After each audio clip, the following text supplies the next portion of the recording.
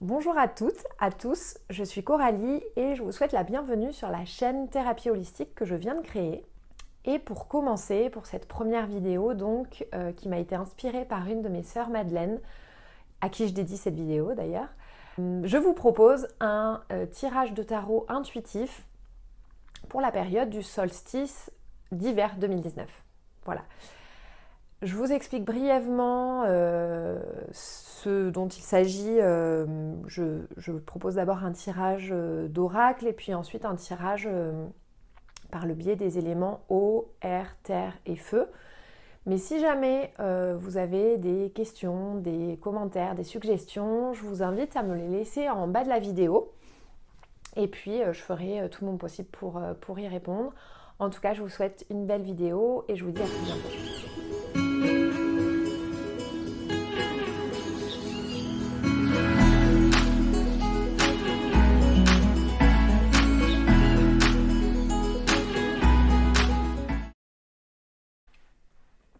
Alors, on se retrouve aujourd'hui pour un tirage avec les énergies du solstice d'hiver.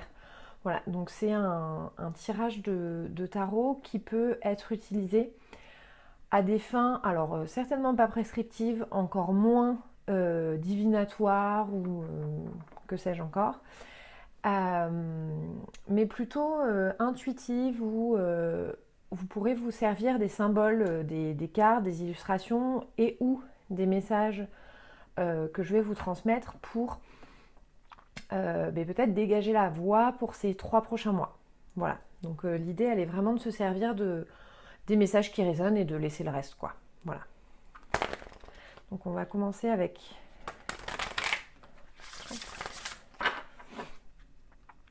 donc les portes du féminin de Monique Grandet.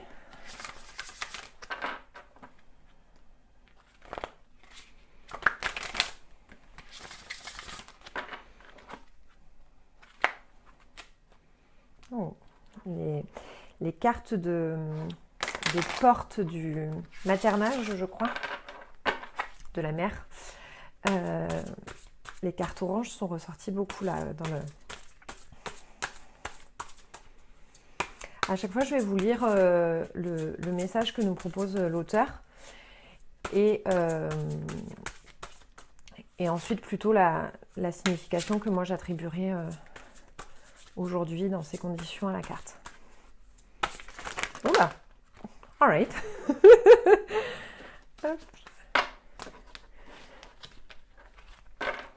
S'il y en avait eu qu'une seule qui était sortie, je l'aurais prise, mais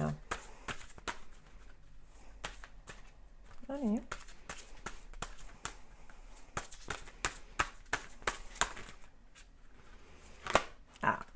Ah, mais non! Pardon. Quand j'ai tourné pour la première fois cette vidéo, donc il y a quelques jours, il y a eu des problèmes techniques, mais c'est cette carte précisément qui est ressortie. Voilà. Ça parlera certainement, donc l'ours rude, ça parlera certainement à l'une des Madeleines qui nous suit peut-être aujourd'hui. Alors, je vais vous proposer donc la couleur orange, hein, je vous le disais, qui est reliée donc aux portes du maternage, c'est ça. Il y a un conte qui est dédié à chaque fois aux portes que nous propose de passer, comme de véritables passages, pas si sages que ça la plupart du temps, mais en tout cas, ces passages-là. Mince, j'ai oublié ma phrase. Bon, je sais plus. Ah oui, si, il y a un conte qui est associé à chaque fois à des sections, donc là à des portes en particulier qui portent une couleur, et puis après vous avez une série de cartes à l'intérieur de cette section-là, et chacune porte une signification précise et renvoie à un archétype en particulier. Donc là, en l'occurrence, l'ours rude, eh bien on va avoir une petite intrusion, petit ours. Tu te pousses pour voir? Bien. Je reprends après une petite intrusion féline. Donc, la porte à franchir pour cette carte, l'invitation, c'est la porte de l'individualité. L'initiation à traverser, s'ouvrir à la vie rude. Le message, dans notre monde occidental où nos actions semblent être éternellement sous-entendues par un mythe de bonheur et de progrès, nous avons remplacé notre quête d'essentiel par une avidité, une soif de puissance, un besoin de séduire, des nécessités de rentabilité et une consommation outrancière. Inévitablement, cela nous conduit à vivre sans racines et à devenir un peuple flottant, comme le disent les Indiens. D'un point de vue social et culturel, cette perte de l'instinct s'accompagne d'un immense chaos psychique. Cette coupure avec le sauvage nous revient par des voies inconscientes. Ces innombrables nostalgies primitives se transforment alors en pulsions agressives. Relier la conscience et le pulsionnel constitue alors un geste vital. Cette carte vous ouvre à une des facettes de l'existence, une part plus dure, plus résistante, pleine des mauvaises surprises de l'adversité. Elle vous demande d'aller contacter une audace et un courage que vous n'avez peut-être jamais été recherché au fond de vous. Sachez que l'ours vous stimule et en même temps vous accompagne au cœur même des péripéties de l'existence. En vous appuyant sur lui, vous saurez faire face avec force.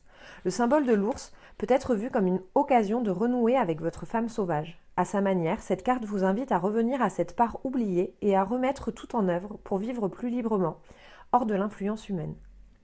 Quelque chose en vous a peut-être besoin de se fortifier, de se consolider. Vous pouvez aussi voir cela comme une invitation à quitter l'univers maternel angélique pour naître à un désir de femme, un désir plus animal.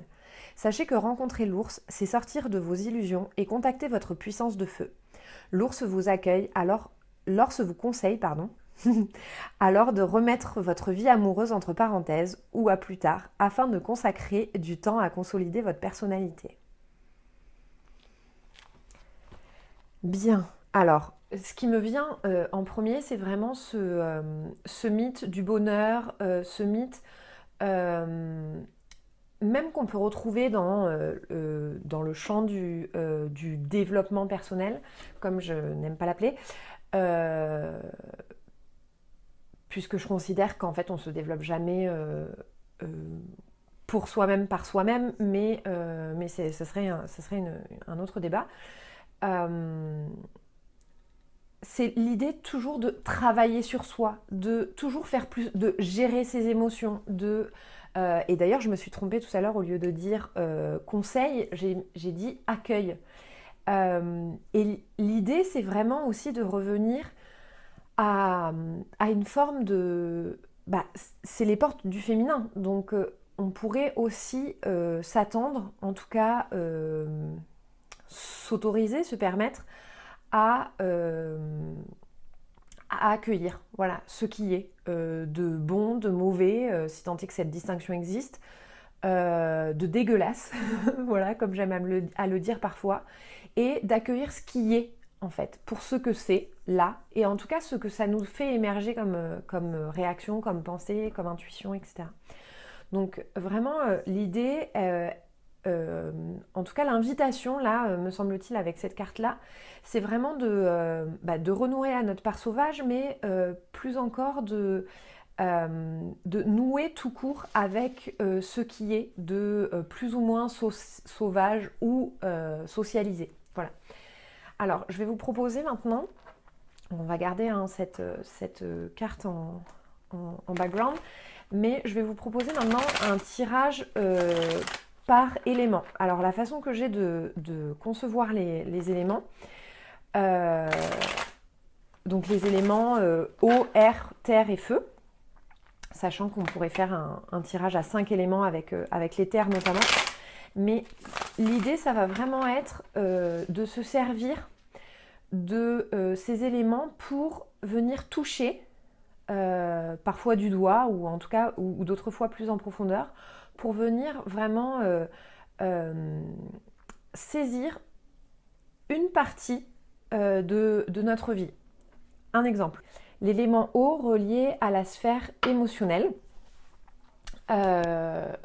nous invite à nous questionner sur nos émotions, sur notre ressenti, nos ressentis. Ça peut être un message qui peut être utilisé pour tout ce qui est de l'ordre des relations ou de l'amour, étant entendu que l'amour ne se limite pas à l'amour romantique avec un partenaire de sexe opposé. Voilà, ce serait pour moi bien trop réducteur pour justement embrasser cet amour avec un grand A. L'élément R ensuite, ce qui est relié donc aux sphères plutôt de l'intellect, pardon, de la pensée et du mental et aussi de la communication. Vous pouvez très bien l'utiliser justement sur comme un tirage qui a vocation à venir illuminer, en tout cas lever le voile ou en tout cas mettre la lumière sur un point en particulier qui a besoin peut-être d'être exprimé en termes de vérité, d'affirmation de sa propre vérité. L'élément terre ensuite relié à la manifestation matérielle, j'aurais envie de dire, dans le corps physique. Donc ça peut être un tirage, vous avez le roi là de denier. L'élémentaire donc qui peut être utilisé comme par exemple un tirage concernant votre travail, les projets que vous êtes en train de faire émerger, de faire s'incarner dans la matière. Et enfin l'élément feu qui vise vraiment à étendre au monde finalement le message qui a pu émerger donc du cycle. Je vais vous proposer un tirage donc de ces 4 éléments et on va y aller tout de suite. Hop. Et puis si c'est pas très clair au premier tirage, ça le deviendra peut-être par la suite. Voilà. L'idée c'est aussi de sortir de cette quête du sens immédiat et peut-être aussi accepter qu'on ne peut pas savoir ce qu'on ne sait pas. Voilà, ça peut paraître nier complètement lambda de dire ça, mais c'est une réalité que j'aime à me rappeler. Bien. Alors, oula.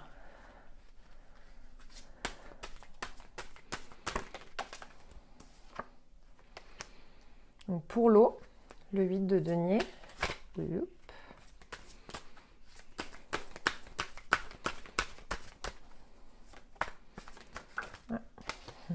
Pour l'air, donc beaucoup de terre là pour le coup.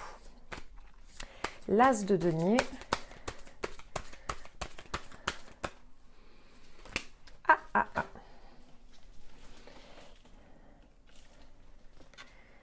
Hop, il y en a 2 qui sont sortis. Je vais les remettre.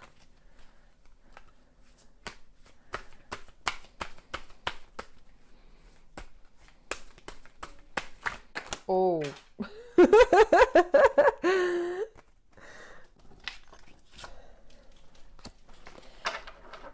Évidemment, je peux pas les...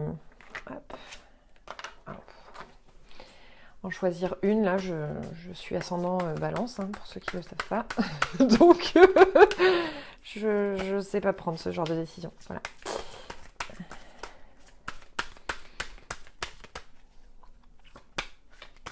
Déjà trop de terre, allez.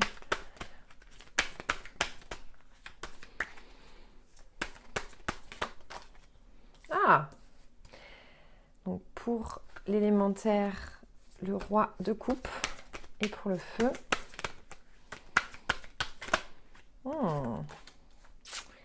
l'as de coupe. Bien. On peut voir déjà de façon globale un pattern là. On a uniquement de la terre et de l'eau. En astrologie, par exemple, les signes de terre et d'eau sont vraiment les plus compatibles. Plusieurs façons encore d'aborder l'eau, le mélange eau et terre. Soit on peut en faire de la boue, voilà. Soit on peut venir y faire grandir, fleurir les graines qu'on a semées.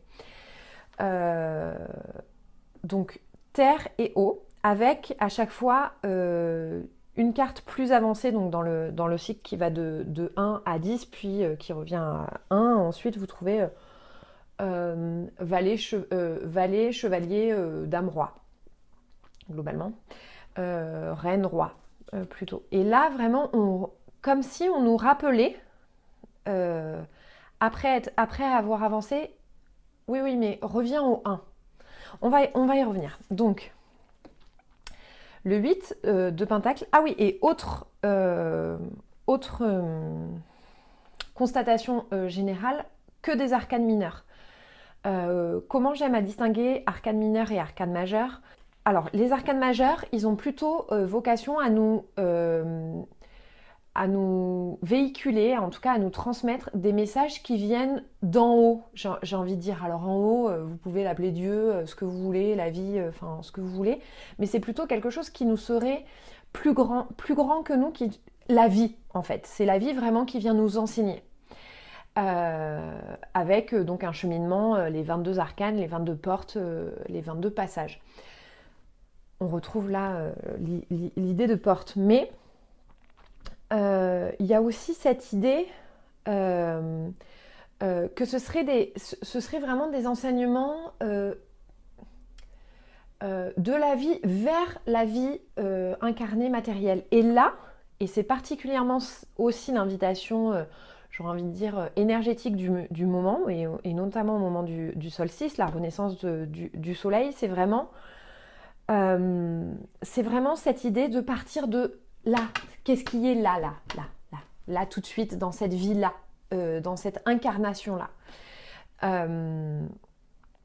Donc des messages des arcanes mineurs, ce qui ne leur enlève pas toute leur puissance.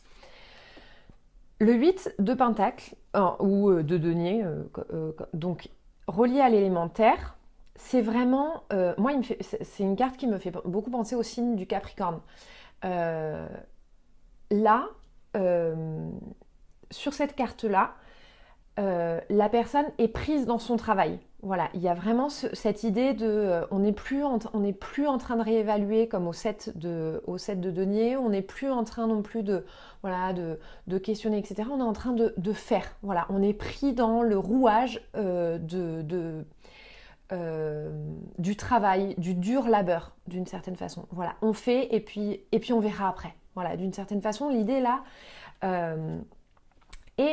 on n'oublie pas que c'est la carte qui est reliée, donc là, pour ce tirage-là en particulier, à l'élément eau, donc aux émotions.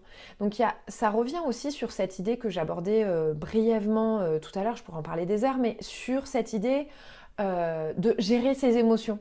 Il y a un peu cette injonction d'une certaine façon à faire, voilà, à gérer, à travailler travailler sur son corps, à travailler sur son acceptation, à travailler sur ses émotions, à travailler sur ses relations. Les périodes de fêtes, qui sont souvent pas des fêtes pour tout le monde, elles nous invitent à ça aussi d'une certaine façon. Enfin, vous pouvez avoir fait tout le travail que vous voulez, aller chez vos parents et on en reparle, ok? Et puis... et je me dis souvent, et j'ai eu plusieurs fois l'occasion de me le dire dans mes 29 petites années. J'ai bientôt 30 ans, mais dans les 29 premières années, qu'on n'en finit jamais. Il y a cette idée que c'est pas un travail qui s'achève d'une certaine façon. Et ça nous demande toujours, voilà, des réajustements. Il y a cette idée de dur labeur, mais il y a aussi cette idée de réajuster, de continuer.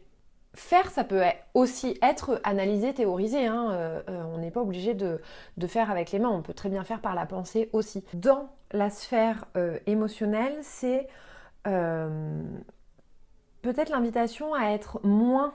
alors, pas moins dans le ressenti, mais en tout cas... à moins se laisser submerger par le ressenti. Et à ce que le ressenti, voilà, le message qui me vient là, c'est vraiment d'utiliser cette force finalement, cette force de vie, cette force du rouage de la roue, ne pas se laisser submerger au détriment du travail. J'ai certainement besoin d'entendre ce message-là aussi. On passe à l'élément R, donc l'élément R qui est relié à la fois au signe astrologique du Gémeaux, de la Balance et du Verseau, donc des signes aériens, j'allais dire, oui, mais surtout qui renvoient à la logique intellectuelle et aux façons finalement de penser et de communiquer cette pensée-là. L'idée, elle est de revenir, en tout cas l'invitation, elle est de revenir à l'essentiel, de revenir à cette graine qu'on a semée. Voilà. Qu'est-ce qui mérite là mon intention, mon attention pour le cycle à venir? Voilà. Et si j'avais les signes de terre, ils sont souvent alors là, je vous parlais des signes d'air là juste avant, mais là c'est le symbole du denier qui est relié donc à l'élémentaire. L'idée, elle est vraiment de prendre le temps et finalement d'accepter, d'accueillir, comme on disait tout à l'heure, d'accueillir la lenteur parfois du système et la lenteur parfois de la manifestation, parfois même de la communication. Voilà. Qu'est-ce qui là mérite mon attention sans que je me laisse submerger par les émotions et pour que je continue, voilà, tout en continuant à travailler, revenir à la focale. Quelle est la priorité? Quelle est la priorité? Et comment je peux l'exprimer, cette priorité-là? L'élément terre, maintenant, on passe à une forme de maîtrise, là pour le coup, de l'élément eau et donc de la sphère émotionnelle. Le roi de coupe.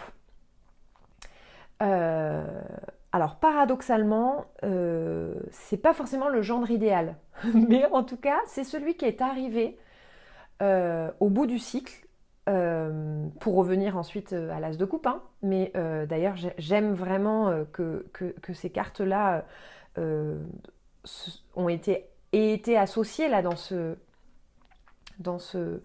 tirage-là. C'est vraiment cette invitation à, oui, c'est une décennie qui s'achève, oui, il y a eu un avancement, oui, il y a eu quelque chose il y a eu nécessairement quelque chose du simple fait de notre existence qui a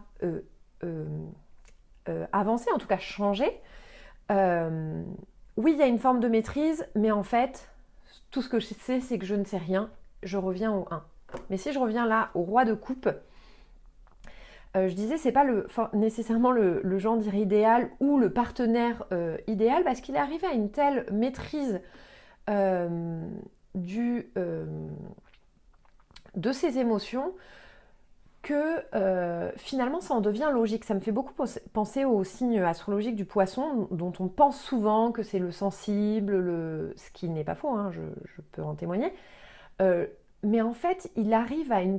C'est le dernier signe du zodiaque et c'est aussi le signe qui s'approprie, en tout cas qui accueille dans sa plus haute vibration, hein, bien sûr, mais qui travaille non pas sur, mais avec ses émotions le plus souvent, le plus longtemps, le plus tout le temps, finalement, qu'il arrive à en faire émerger presque un sens logique à ses émotions. Voilà, c'est quelque chose presque... C'est paradoxal, hein, mais le signe du poisson est très paradoxal, de vraiment arriver à tellement ressentir qu'on ne ressent plus. Vous savez, tellement ressentir que ça en devient une logique, une façon de penser incorporée. Ça me fait un peu penser à ce paradoxe de quand c'est tellement froid que c'est chaud. Ou inversement, c'est tellement chaud que c'est froid, que ça en est froid. Ben, l'idée là, avec le roi de coupe, c'est vraiment de réunir ces paradoxes-là et de réunir ce qui initialement pouvait venir triggerer, en tout cas venir titiller les émotions. Contrairement à ce qu'on pourrait penser, il arrive à une forme de maîtrise de ses émotions, une forme d'acceptation aussi. Pour autant, est-ce à dire que il va exprimer ses émotions Ou il va en faire la même chose que la reine? Certainement pas. Voilà. Le roi de coupe, il est arrivé à une telle maîtrise que finalement il s'en soucie plus. Voilà, ça ne fait plus partie de ses préoccupations. Voilà, c'est partie intégrante de sa vie. Et donc là, ça arrive dans le tirage pour l'élément terre, donc qui potentiellement peut être relié soit à l'apparence, en tout cas au corps physique, ou au travail, en tout cas au projet, à la famille, vraiment à quelque chose qui a une consistance matérielle. Là, on n'est plus sur la pensée, là, on est plus sur l'ordre du ressenti. Euh, Là, on n'est plus sur l'élément feu, on n'est plus sur la passion. Là, vraiment, c'est une invitation peut-être à se faire confiance, j'aurais envie de dire. En tout cas, euh, à ne plus douter des choix qu'on a faits, de cette graine qu'on a plantée, peut-être au printemps dernier, ou voilà, de faire confiance à la fois au temps, à toutes les conceptions du temps, au sens où au temps voilà, qui s'écoule, mais aussi à cette forme de temps qui nous échappe d'une certaine façon et qui décide un peu pour nous. Voilà. Voilà l'invitation pour l'élément terre. Et pour l'élément feu, et j'aime vraiment, vraiment, je crois que je l'ai déjà dit, hein, mais qui, euh, qu'est-ce qui remplit ma coupe? Qu'est-ce qui... alors, l'élément feu, c'est relié donc à la passion. Souvent, la passion, elle est associée à la passion sexuelle, etc. Mais c'est quelque chose qui... qu'est-ce qui me fait vibrer d'une certaine façon? Et là, l'invitation par la carte de l'as de coupe, qu'est-ce qui vient nourrir mon cœur? Qu'est-ce qui vient... qu'est-ce qui va pouvoir faire fleurir, en tout cas éclore les graines que j'ai semées? Qu'est-ce qui va ensuite rencontrer le 2 de coupe, la coupe qui va venir matcher la mienne? Qu'est-ce que je veux mettre dans ma coupe? Quelle est ma priorité, mais qu'est-ce qui me fait vibrer et qu'est-ce qui me fait du bien et sur quoi j'ai envie de placer la focale de mon énergie. Le feu, c'est vraiment cette énergie vitale. L'invitation, là, de manière générale, de manière globale, elle est vraiment à revenir à soi et revenir à l'essentiel pour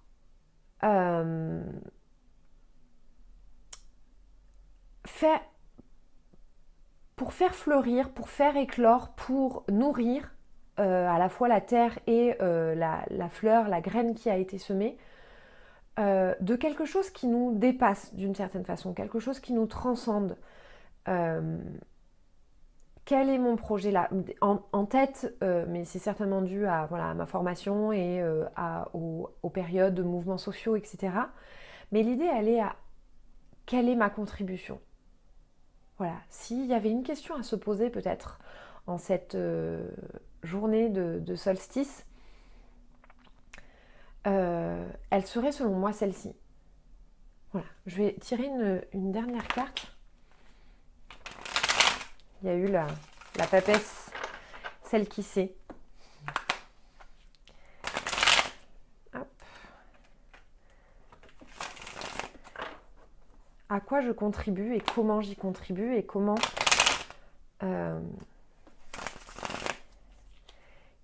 je maintiens cette contribution avec mes propres valeurs, avec ce qui me nourrit moi.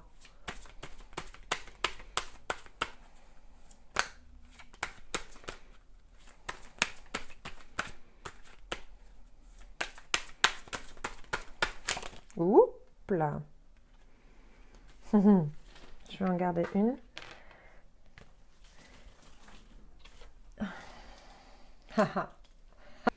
Le soleil, évidemment. En vous posant cette question-là, poser la lumière sur ce qui a besoin d'être illuminé. Voilà, ce qui a besoin d'être vu, ce qui a besoin d'être reconnu, ce qui a besoin d'être transmuté parfois.